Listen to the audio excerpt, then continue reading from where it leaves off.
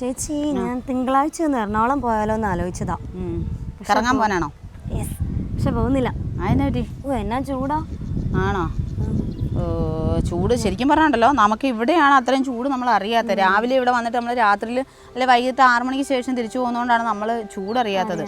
പക്ഷെ പുറത്തോട്ട് ഇറങ്ങി കഴിഞ്ഞാൽ ഒരു രക്ഷയില്ല. ഈ സമയത്തൊന്നും പുറത്തോട്ട് പോകാൻ പറ്റില്ല. ഭയങ്കര നമ്മുടെ ശരീരമൊക്കെ പൊള്ളി പോകും, അതേപോലത്തെ ചൂടാണ്. പക്ഷെ ഇപ്പം ക്ലൈമറ്റും വ്യത്യാസമുണ്ടല്ലോ. രാവിലെയൊക്കെ നല്ല തണുപ്പാണ്, നല്ല സുഖമാണ്, നല്ല തണുപ്പാണ്. പക്ഷെ അത് കഴിയുമ്പോഴത്തേക്കും അങ്ങ് ചൂടാണ്. അതുകൊണ്ടാണെന്ന് തോന്നുന്നു എല്ലാവർക്കും ഈ പെട്ടെന്ന് വൈറൽ ഫീവർ, പനിയൊക്കെ വന്നിട്ട് സൗണ്ട്. എനിക്ക് ഒരിടയ്ക്ക് മൊത്തം സൗണ്ട് ഭയങ്കര പ്രശ്നം തുടങ്ങി. എനിക്ക് സൗണ്ടേ ഇല്ലായിരുന്നു. ഒരു പ്രാവശ്യം വീഡിയോ ആയിട്ട് സൗണ്ട് എടുക്കാൻ പറ്റണില്ല. പിന്നെ ഞാനങ്ങ് സ്ട്രെയിൻ ചെയ്തിട്ട് അങ്ങ് വീഡിയോ ചെയ്യുമായിരുന്നു. അയ്യോ ചേച്ചി, ഈ മരം കണ്ടോ?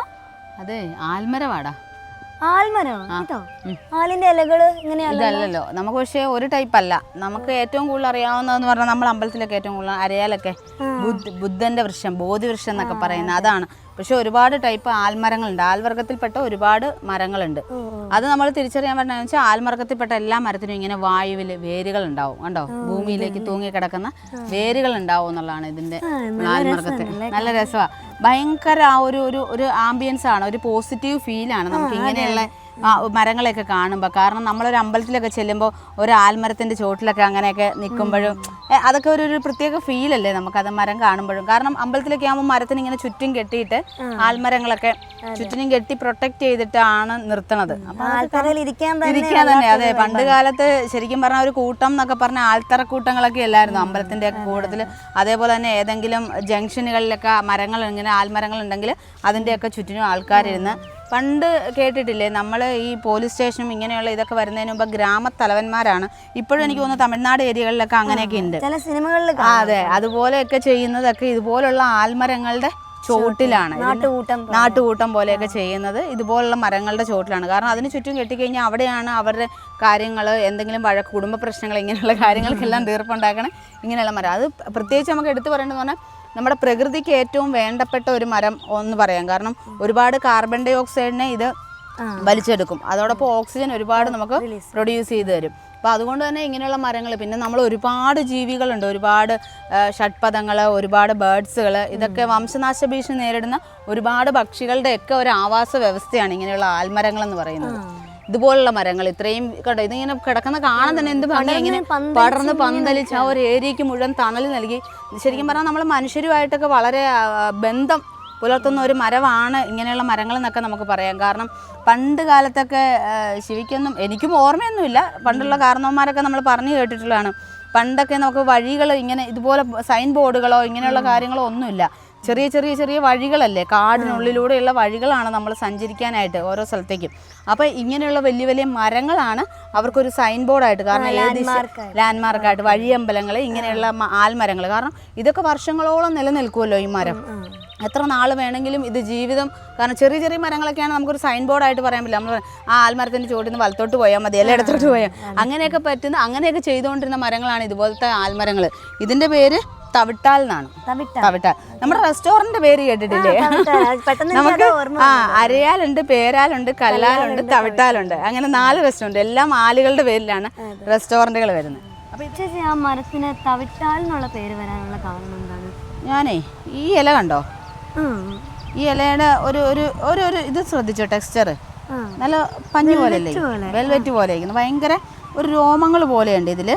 പക്ഷെ ഇതിന്റെ ആ ഒരു ബാക്ക് വശം കണ്ടോ, അതിന്റെ ഈ ഒരു വേര് ഇതുപോലെ വന്നേക്കുന്നുണ്ടോ, ഇതിന് തവിട്ട് കളറാണ് കണ്ടോ.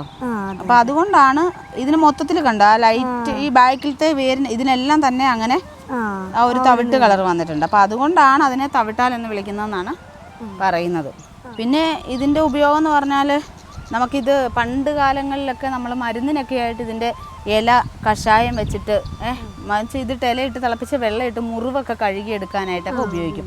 പിന്നെ അതേപോലെ തന്നെ ഇതിൻ്റെ തൊലിയൊക്കെ ഇട്ട് കഷായം ഉണ്ടാക്കിയിട്ട് നമ്മൾ ആണിരോഗമൊക്കെ ഉണ്ടായില്ലേ, അങ്ങനെ അതൊക്കെ ഉള്ളവർക്ക് കഴുകിയെടുക്കാനായിട്ട്. അപ്പോൾ ആണി പുറത്തേക്ക് വരുമെന്നാണ് പറയുന്നത്. പണ്ട് കാലങ്ങളിൽ ഉപയോഗിച്ചുകൊണ്ടിരുന്നതാണ്, ഇപ്പോഴല്ല. പണ്ട് കാലങ്ങളിലൊക്കെ ഇങ്ങനെയുള്ള, കാരണം നമുക്ക് പണ്ട് കാലങ്ങളിൽ അങ്ങനെ പെട്ടെന്ന് കിട്ടുന്ന വൈദ്യം മരുന്നുകളൊന്നും ഇല്ലായിരുന്നല്ലോ. അപ്പോൾ അങ്ങനെയുള്ളതിനൊക്കെ ഉപയോഗിച്ചിരുന്നത്. പ്രത്യേകമായിട്ട് നമ്മൾ എടുത്തു പറയേണ്ട ഒരു കാര്യം എന്ന് പറഞ്ഞാൽ നമ്മുടെ ഒരു ആവാസ വ്യവസ്ഥയുടെ അല്ലെങ്കിൽ നമ്മുടെ ജൈവ വൈവിധ്യത്തിൻ്റെ ഒരു പ്രധാനപ്പെട്ട ഭാഗമാണ് ഈ ആൽമരങ്ങളൊക്കെ തന്നെ. അത് കാരണം എന്ന് വെച്ചാൽ നമ്മൾ അമ്പലങ്ങളായാലും പൊതുസ്ഥലങ്ങളിലാണെങ്കിലും പണ്ട് കാലം മുതൽ പണ്ടുള്ള ആചാര്യന്മാർ, നമ്മൾ ശ്രീബുദ്ധനെ കുറിച്ച് കേട്ടിട്ടില്ലേ? അരയാൽ മരത്തിൻ്റെ ചുവട്ടിലിരുന്ന്, ബോധിവൃക്ഷം എന്നാണ് അരയാൽ അറിയപ്പെടുന്നത്. അപ്പോൾ ബോധിവൃക്ഷത്തിൻ്റെ ചുവട്ടിലിരുന്നാണ് അദ്ദേഹത്തിന് ജ്ഞാനം ഉണ്ടായത്. അപ്പോൾ അതുപോലെ തന്നെ മരങ്ങൾക്ക്, ഈ ആൽമരങ്ങൾക്കെല്ലാം തന്നെ അത്രത്തോളം പ്രാധാന്യമുള്ള മരങ്ങളാണ് ആൽമരങ്ങളെല്ലാം തന്നെ. അതുപോലെ തന്നെ നമ്മുടെ പ്രകൃതിയെ സംരക്ഷിക്കാനും മണ്ണൊലിപ്പ് തടയാനും ജൈവ വൈവിധ്യം നിലനിർത്താനും മരങ്ങളും, അതേപോലെ തന്നെ നമ്മുടെ എന്താണ് പറയുക, ഷഡ്പദങ്ങളെയും അതുപോലെ നമ്മുടെ കിളികളെയൊക്കെ സംരക്ഷിക്കാനും ഒക്കെ. കാരണം അങ്ങനെയുള്ള ഈ ചെറിയ ചെറിയ ജീവികളുടെയൊക്കെ ആവാസ വ്യവസ്ഥയാണ് ഈ ഒരു മരം എന്ന് പറയുന്നത്. പക്ഷെ അത്രത്തോളം മരം ഇങ്ങനെ സ്പ്രെഡ് ചെയ്ത് നിൽക്കുന്നതുകൊണ്ട് ഒരുപാട് ജീവികൾക്ക്, പിന്നെ അതിനകത്തുണ്ടാകുന്ന കായൊക്കെ അത് കിളികൾക്കൊക്കെ ഭയങ്കര ഇഷ്ടമാണ്, അതിലുണ്ടാകുന്ന ആ കായ കഴിക്കാനൊക്കെ. അത് അത്രത്തോളം ഗുണങ്ങളുണ്ട്. പിന്നെ ആൽമരം എന്ന് പറയുമ്പോൾ തന്നെ നമുക്ക് ഭയങ്കര ഒരു പണ്ടത്തെ ആ ഒരു നൊസ്റ്റാൾജിയ ഫീലൊക്കെ വരും. അമ്പലങ്ങൾ, ആൽമരം എന്ന് പറയുമ്പോഴേ നമുക്ക് അമ്പലമാണ് ഓർമ്മ വരുന്നത്. പണ്ട് പാട്ടുണ്ടല്ലോ, ആലായാൽ തറ വേണം, അടുത്തൊരമ്പലം വേണം. അത് അങ്ങനെയുള്ള ഇതൊക്കെ ഓർക്കുമ്പോഴത്തേക്കും നമുക്ക് ശരിക്കും പറഞ്ഞാൽ അങ്ങനെയുള്ള മരങ്ങൾ കാണുമ്പോൾ നൊസ്റ്റാൾജിയാണ്. ഇപ്പോൾ ഉള്ള അമ്പലങ്ങളിലൊക്കെ ഇങ്ങനെ ആൽമരത്തിൽപ്പെട്ട മരങ്ങളൊക്കെ ഉണ്ടാവും, തറയൊക്കെ കെട്ടിയിട്ട്. ഇങ്ങനെ പണ്ടൊക്കെ ശരിക്കും പറഞ്ഞു കഴിഞ്ഞാൽ നമ്മൾ അമ്പലത്തിലൊക്കെ പോകുന്ന പെൺപിള്ളേരെ വായി നോക്കാനായിട്ട് സ്ഥിരമായിട്ട് ചേട്ടനുണ്ടാവും കണക്കെടുക്കാനായിട്ട്, ഓരോ ദിവസവും വരുന്നവരെ വായി നോക്കാനായിട്ട്. പിന്നെ അതൊക്കെ ശരിക്കും പറഞ്ഞാൽ ഒരു ഭയങ്കര നൊസ്റ്റാൾജിയ ഉള്ള, ശരിക്കും എനിക്ക് തോന്നുന്നു ഈ പാലക്കാട് ഭാഗത്തേക്കൊക്കെയാണെന്ന് തോന്നുന്നു അത് കൂടുതലും. അങ്ങനെ ആ ഒരു പഴയ കാലത്തിലെ ആ ഒരു ഓർമ്മകളെ കൂടുതൽ കാണുന്നത് പാലക്കാട് ഭാഗത്താണ്. ഇപ്പോഴും ആ ഒരു നൊസ്റ്റാൾജി ഉണർത്തുന്ന കുറേ കാര്യങ്ങൾ നമുക്ക് പാലക്കാട് ഭാഗത്തൊക്കെയാണ്. അപ്പോൾ അതുപോലുള്ള മരങ്ങളെയൊക്കെ തന്നെ ഇത് തന്നെയല്ല ഒരുപാട് ടൈപ്പിലുള്ള, മിക്കവാറും എല്ലാം കല്ലാലുണ്ട്, ഇവിടെ നമുക്ക് പേരാലുണ്ട്, അരയാലുണ്ട്, ഇപ്പം ഈ തവിട്ടാലുണ്ട്. ഇങ്ങനെയുള്ള എല്ലാ ആളുകളും നമ്മളിവിടെ മാംഗോമഡോസിൽ പ്രൊട്ടക്റ്റ് ചെയ്യുന്നുണ്ട്. അതുപോലുള്ള ഒരുപാട് മരങ്ങളെ നമ്മളിവിടെ പ്രൊട്ടക്റ്റ് ചെയ്യുന്നുണ്ട്. കാരണം ഒരുപാട് ജീവികളുടെയും ഒരുപാട് മനുഷ്യരുടെയും ഒക്കെ ആവാസ വ്യവസ്ഥ, അതേപോലെ തന്നെ നല്ല രീതിയിലുള്ള ഓക്സിജൻ പ്രൊഡ്യൂസ് ചെയ്യാനുള്ള കഴിവുണ്ട്, കാർബൺ ഡൈ ഓക്സൈഡിനെ വലിച്ചെടുക്കാൻ പറ്റും. അപ്പം അങ്ങനെ ഒരുപാട് ഗുണങ്ങളുണ്ട് നമ്മുടെ ഈ ഒരു തവിട്ടാലിന്. അപ്പോൾ എന്തായാലും നമുക്ക് ഈ വീഡിയോ ഇവിടെ വൈൻഡപ്പ് ചെയ്താലോ? അപ്പം നമുക്കിനി ശിവ പോയിട്ട് വേറെ മരം കണ്ടുപിടിക്കാം, നമുക്ക് അതിനെക്കുറിച്ച് അടുത്ത വീഡിയോ ചെയ്യാം. അപ്പോൾ എന്തായാലും അടുത്തൊരു വീഡിയോ ആയിട്ട് നമ്മൾ വീണ്ടും വരുന്നതായിരിക്കും.